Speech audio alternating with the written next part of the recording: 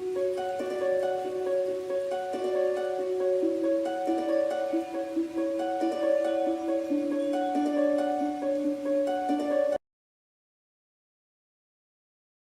viewers, welcome to our channel SS Academy for Physics. இன்னைக்கு நம்ம PGTRB Physicsல இருந்து Unit 4 Statistical Mechanicsல இருந்து 20 MCQ questionஸோட answers key discuss பண்ண போறோம். ஸோ நம்ம ப்ரீவியஸ் வீடியோஸ்ல பார்த்தீங்கன்னா 20 MCQ question test 1 கொடுத்துருந்தோம் Unit 4ல இருந்து. ஸோ நிறைய viewers answers பண்ணியிருந்தீங்க.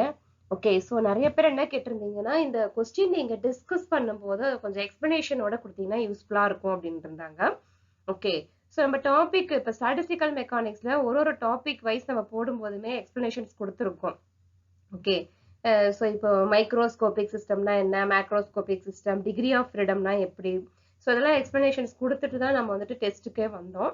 பட் இருந்தாலும் மறுபடியும் ஒரு டைம் நம்ம ரீகால் பண்றோம். பட் நீங்க ஆனால் ப்ரீவியஸ் வீடியோஸ்லாம் போய் பார்த்தீங்கன்னா உங்களுக்கு அதுக்கப்புறம் நீங்க வந்து டெஸ்ட் அட்டன் பண்ணும்போது ஹெல்ப்ஃபுல்லா இருக்கும்.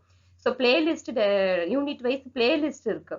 ஸோ அந்தந்த பிளேலிஸ்ட்டுக்குள்ள போனீங்கன்னா டாபிக் வைஸ் உங்களுக்கு என்னென்ன கிளாரிஃபிகேஷன்ஸ்லாம் இருக்கோ அதை பாருங்க. உங்களை டவுட்ஸோட எல்லாம் உங்களுக்கு என்னென்ன டவுட்ஸ் இருக்கோ அதெல்லாம் கமெண்ட் பாக்ஸ்ல போயிட்டு போஸ்ட் பண்ணுங்க. டெஃபினட்டா நாங்கள் அதை வந்துட்டு ரெக்டிஃபை பண்ணி தரோம். ஓகேவா? என்னுடைய 100% எய்ம் என்னன்னா எங்க வீடியோ பார்க்க வரும்போது நீங்க வந்துட்டு ஒரு டாபிக் பாக்குறீங்கன்னா அதுல வந்து ஒரு ஃபுல் கிளியரன்ஸனோட வெளியில போகணும் அப்படிங்கிறது தான். ஓகேவா? ஏன்னா பிஜிடிஆர்பிங்கிறது நம்ம ரொம்ப கஷ்டப்பட்டு படிச்சுட்டு இருக்கோம் டீச்சர்ஸ் எல்லாருமே. இதுல இருந்து எப்படியாவது நம்ம வந்துட்டு பாஸ் பண்ணி நம்மளுடைய எய்மை அச்சீவ் பண்ணிட்டு ஒரு போஸ்டிங்க்கு போயிடணும்ட்டு. ஸோ இந்த விடாமுயற்சியை தொடர்ந்து செஞ்சுக்கிட்டே இருங்க. கண்டிப்பா நீங்க ஒரு நாள் உங்களுடைய எய்மை வந்துட்டு ரீச் பண்ணுவீங்க. ஓகேவா? So let us discuss the answers key here. So first, the ratio of RMS. RMS na நமக்கு தெரியும் root mean square. Velocity to most probable velocity is. To most probable velocity. So இப்போ இதுல பார்த்தோம்னா இங்க என்ன கொடுத்திருக்காங்க? ஃபர்ஸ்ட் டைம் என்ன எடுத்திருக்கோம் அப்படின்னு சொல்லி பார்த்தோம்னா RMS. கிரீன் எடுத்துக்கலாம், நான் ரெட்ல ஆன்சர்ஸ் பண்ணியிருக்கறதுனால RMS அப்ப இது எப்படி velocity of root mean square. Okay, இதோட வேல்யூ என்ன? ஸோ இதோட வேல்யூ என்னன்னு பார்த்தீங்கன்னா ப்ரீவியஸ் வீடியோல டிஸ்கஸ் பண்ணியிருக்கோம். 3RT. ஓகேவா? 3RT divided by m. Okay, so அதே மாதிரி the velocity of most probable velocity என்ன அப்படின்னு சொல்லி பார்க்கும்போது இதோட வேல்யூ என்ன அப்படின்னு சொல்லி பார்த்தீங்கன்னா the square root of 2RT divided by m. Okay, so அப்போ இங்க என்ன இருக்கு? RT divided by m, RT divided by m இருக்கு. சேமா இருக்கனால இது ரெண்டுமே என்ன ஆயிடும்? கேன்சல் ஆயிடும். ஓகே, இப்போ நமக்கு என்ன கேட்டிருக்காங்க? ரூட் மீன் ஸ்கொயரோட வெலாசிட்டியும் மோஸ்ட் ப்ராபபிள் வெலாசிட்டியும் கேட்டிருக்காங்க. ஸோ நம்மளுடைய ஆன்சர் என்னவா இருக்கும்னு சொல்லி பார்த்தோம்னா √3:√2. Okay, √3:√2 is the answer. இந்த மாதிரி தான் நமக்கு வந்துட்டு கொஸ்டின்ஸ் கேட்பாங்க. So undoubtedly which one is the correct answer? Option A is the correct answer here. Okay, so √2 √3 போட்டீங்கனாலும் தப்பு. ஏன்னா கொஸ்டின்ல என்ன ஃபார்மேட்ல கேட்டிருக்காங்க? Root mean square velocity, most probable velocity. So அதே ஃபார்மேட்ல தான் நீங்க ஆன்சர் எழுதணும். ஸோ √2 √3 நான் மாத்தி போட்டேன் அப்படிலாம் கிடையாது. ஓகேவா? அப்புறம் ரூட்டை விட்டுட்டு எழுதினாலும் அதுவும் என்னது? ராங் தான். Okay, have to choose the answer correct. Okay, so அப்போ option A is the correct answer. √3:√2. Okay, the next question. The average kinetic energy associated with each degree of freedom is. இப்போ ஒரு average kinetic energy வந்து எது கூட associated ஆயிருக்குன்னா each degree of freedom. ஓகேவா? So அப்போ each degree of freedom என்ன? KT. Okay, so நமக்கு என்ன தெரியும்? கைனடிக் எனர்ஜிங்கிறது 1/2 படிப்போம். கைனடிக் எனர்ஜி என்பது 1/2 mv² சொல்லி படிப்போம் இல்லையா? ஸோ அப்போ இந்த டிகிரி ஆஃப் ஃப்ரீடமும் இந்த ஆவரேஜ் கைனடிக் எனர்ஜியும் ஒன்று கூட ஒன்று அசோசியேட்டட் ஆகிட்டு இருக்கும் போது நமக்கு என்ன ஆன்சர் வரும்னா ஆப்ஷன் சி 1/2 mv². ஸோ இதோட ஆன்சர் என்னன்னு பார்த்தீங்கன்னா KT divided by 2 is the correct answer here. Then next, the density of molecule is known maximum at which speed? Okay, இந்த டென்சிட்டி ஆஃப் மாலிகுல் வந்துட்டு மேக்சிமமா எந்த ஸ்பீட்ல இருக்கும் அப்படின்னு சொல்லிட்டு கேட்குறாங்க. ஸோ இப்போ நம்ம பார்த்தோம்னா இதுல மோஸ்ட் ஆஃப் த பார்ட்டிகல்ஸ் வந்துட்டு எப்படி மூவ் ஆகும்னா with the most probable speed தான். ஓகேவா? மோஸ்ட் ப்ராபபிள் ஸ்பீடு தான் மோஸ்ட் ஆஃப் த பார்ட்டிகல்ஸ் வந்துட்டு மூவ் ஆகும். as the velocity increases ஆகும்போது அதோட density further என்ன ஆகும்னு சொல்லி பார்த்தோம்னா density of molecules moving with that particular speed decreases. அதோட speed என்ன ஆகும் decreases ஆகும். Okay, so அப்ப என்னன்னா most of the particles are moving with the most probable speed. As the velocity increases now further the density of molecules moving with that particular speed வந்து அங்க என்ன ஆக ஆரம்பிக்கும் decreases ஆக ஆரம்பிக்கும். So option B, VP is the correct answer here. Okay வா, so இது வந்து கரெக்டான answer. Then next problem, ஒரு problem கொடுத்திருக்காங்க. What would be the most probable velocity? So most probable velocity போது நமக்கு இங்க first question நம்ம டிஸ்கஸ் பண்ணியிருந்தோம். most probable velocityக்கு என்ன ஃபார்முலா இங்க எழுதியிருந்தோம், root RT divided by m. ஓகேவா, இங்க பாத்தீங்கன்னா உங்களுக்கு தெரியும் most probable velocityக்கு என்ன ஃபார்முலா எழுதியிருந்தோம், root of 2RT divided by m. so undoubtedly இந்த ஃபார்முலா தான் நீங்க வந்து நம்ம யூஸ் பண்ணுவோம். okay, for one oxygen molecule at 300 Kelvin. ஓகேவா, so இப்ப என்னன்னு சொல்லி பார்த்தோம்னா mass of the one oxygen molecule, mass வந்து நமக்கு தெரிஞ்சிருக்கணும். mass of the one oxygen molecule எவ்வளவுன்னு சொல்லி பார்த்தோம்னா 32 gram per mole. ஓகேவா, 32 gram per moleங்கிறது one oxygen கான வேல்யூ. ஓகே, mass ஓட வேல்யூ. so அப்ப 32 into 10 power 3 divided by 6.022 into 10 power 23 போட்டோம்னா நமக்கு என்ன வேல்யூ கிடைக்கும்னா 5.31 into 10 power minus 26 kilogram கிடைக்கும். ஓகேவா, சோ அதுக்கப்புறம் இந்த மோஸ்ட் ப்ராபபிள் வெலாசிட்டிக்கான ஃபார்முலா அது கொண்டு போய் சப்ஸ்டிட்யூட் பண்றோம் அப்படிங்கும்போது VP is equal to most probable என்னது VP is equal to the square root of இந்த ஃபார்முலா தான் நீங்க யூஸ் பண்ணணும். VP is equal to okay the square root of 2RT, the square root of 2RT divided by m, 2RT or otherwise 2KT. okay, இங்க என்ன use பண்ணலாம் 2KT divided by T. அப்போ இங்க என்ன வரும் நமக்கு 2 into okay இந்த K ஓட வேல்யூ என்னது 1.98, K ஓட வேல்யூ என்னது 1.98 into 10 power 23 into T ஓட வேல்யூ என்னது டெம்பரேச்சர் இவங்களே கொடுத்திருக்காங்க 300 divided by m ஓட வேல்யூ மாஸ் என்னது 32, மாஸ் என்னது 32. இந்த 32 கண்டுபிடிச்சல 1 oxygen வேல்யூ, அந்த வேல்யூ போட்டோம்னா நமக்கு என்ன ஆன்சர் வரும்னா ஃபைனல் ஆன்சர் 714 கிடைக்கும். ஓகே, இங்க எங்க இருக்கு answer, option B is the correct answer here. 714 meter per second is the correct answer here. Okay, hope you understand. So next question, mass of A is 4 times, one second cursor எடுத்துக்கலாம், mass of A is 4 times that of B. What is the ratio of the mean velocities? Okay, so அப்ப நமக்கு என்ன கேட்டிருக்காங்க அப்படின்னு சொல்லி பார்த்தோம்னா இப்ப நமக்கு இதோட வந்து என்ன ஃபார்முலா தெரிஞ்சிருக்கணும், most ஓகேவா, இதுல என்ன தெரிஞ்சிருக்கணும், what is the ratio of the mean velocity, mean velocitiesக்கான ஃபார்முலா நமக்கு தெரிஞ்சிருக்கணும். so அப்ப என்னது root of 8KT divided by pi m, 8KT divided by pi m, இந்த ஃபார்முலா நமக்கு வந்துட்டு தெரிஞ்சிருக்கணும். ஓகே, இதுல என்ன எடுத்துக்கிறோம், MA is equal to எத்தனை டைம்ஸ் A வந்து எத்தனை டைம்ஸ் B ஆ இருக்கணும், A is 4 times that of B. so அப்ப என்ன எழுதிக்கிறேன்னா 4. ஓகேவா, 4MB, 4MB ன்னு எழுதிக்கிறேன். ஓகே, so அப்ப VA is equal to what, எனக்கு VA is equal to இந்த ஃபார்முலா தான் 2 the square root of 8KT divided by pi m. ஓகேவா, அதே மாதிரி VB is equal to what, VB is equal to the square root of 8KT divided by எனக்கு என்ன வரும்னு சொல்லி பார்க்கிறேன் 4, ஏன்னா 4 times B அப்ப என்ன பண்ணணும் நம்ம 4 pi m. ஓகேவா, 4 one second 4 pi m. ஓகேவா, so dividing we get, இது ரெண்டையும் டிவைட் பண்ணா நமக்கு என்ன கிடைக்கும், VA is to VB கிடைக்கும். இது ரெண்டையும் டிவைட் பண்ணா என்ன கிடைக்கும், VA is to VB கிடைக்கும், VA is to VB.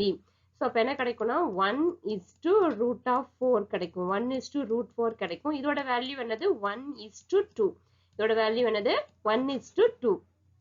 so நமக்கு என்ன ஆன்சர் இதுல, ஆப்ஷன் C 1 is to 2ங்கிறது தான் கரெக்டான ஆன்சர். ஓகேவா, hope you understand. then next question என்னன்னு பார்த்தோம்னா what is the kinetic energy of 2 gram of oxygen at minus 23 degrees Celsius? Okay, so இப்போ நமக்கு கைனடிக் எனர்ஜி கொடுத்துருக்காங்க. இதுல 2 gram of oxygen at -23 degree செல்சியஸ்க்கு என்ன அப்படின்னு சொல்லிட்டு கேட்டிருக்காங்க. ஸோ இப்போ நம்ம பார்த்தோம்னா kinetic energy is equal to what? அதோட ஃபார்முலா என்னது? 3nRT டிவைடட் பை 2 இந்த ஃபார்முலா யூஸ் பண்றோம். டிவைடட் பை 2 இந்த ஃபார்முலா யூஸ் பண்றோம். இந்த T வந்து நமக்கு என்ன கொடுத்துருக்காங்க? 250. T வந்து என்ன கொடுத்துருக்காங்க? 250 கெல்வின். R வந்துட்டு 8.314 ஓகேவா? ஜூல் பெர் கெல்வின் எடுத்துக்கணும். அப்ப n என்னன்னு சொல்லி பார்த்தோம்னா கேபிட்டல் N 2/32 ஓகேவா? அப்போ 1/16 மூல். அப்ப கைனடிக் எனர்ஜில இந்த வேல்யூஸ் எல்லாமே நம்ம வந்துட்டு சப்ஸ்டிட்யூட் பண்ணணும். 3 இன்ட்டு ஓகேவா? ஸோ என்னோட வேல்யூ என்ன அப்படின்னு சொல்லி பார்த்தீங்கன்னா 8.314 இன்ட்டு அவரோட வேல்யூ என்னதுன்னா 250 டிவைடட் பை 2 250 டிவைடட் பை அந்த 32 போட்டா நமக்கு என்ன வேல்யூ கிடைக்கும்? 194.86 கிடைக்கும். 194.86 எங்க இருக்கு? Option B is the correct answer. So இதுதான் ஃபார்முலா. இந்த ஃபார்முலா வச்சு நீங்களாவே சப்ஸ்டிட்யூட் பண்ணி போட்டீங்கன்னாவே உங்களுக்கு வந்துட்டு ஆன்சர்ஸ் கிடைச்சிடும். ஓகேவா? Hope you understand. Then next question பார்க்கலாம். ஓகே, அழைச்சிடலாம். அப்போ நமக்கு வந்து அடுத்த கொஸ்டின் பார்க்கறதுக்கு கொஞ்சம் ஈஸியா இருக்கும். அடுத்தது என்ன சொல்லின்னு பார்த்தீங்கன்னா which of the following statement is wrong? Okay, so இதோட ஸ்டேட்மெண்ட் வந்துட்டு எது ராங்னு கேட்குறாங்க. இப்போ many different macro states May correspond to the same micro state.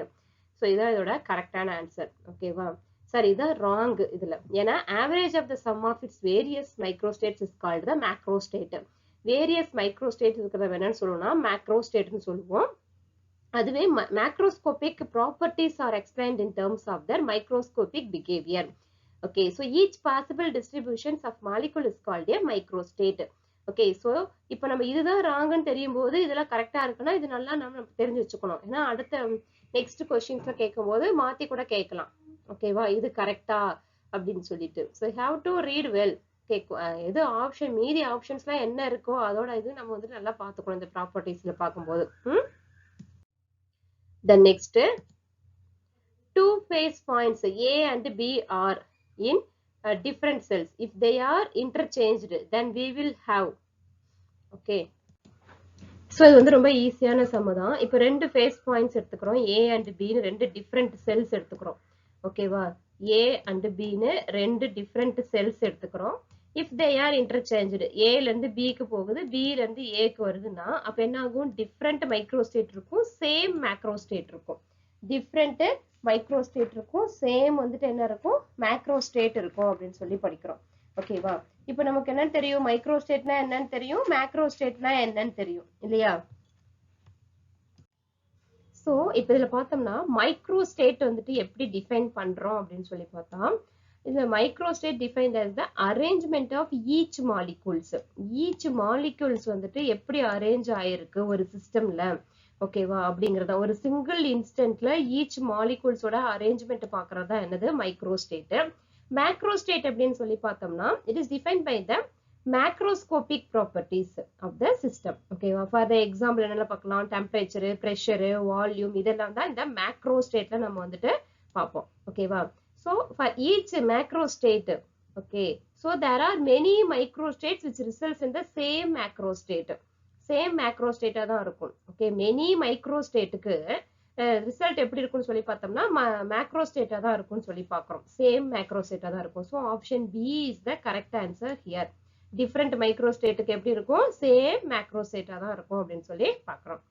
The next question, the thermodynamic probability of the most probable macro state of 4 molecules. Macro state. இப்போ macro state என்னன்னு எடுத்துக்கிறோம்? A, B, C, D எடுத்துக்கிறோம். In 2 cells. 1, 2. Okay.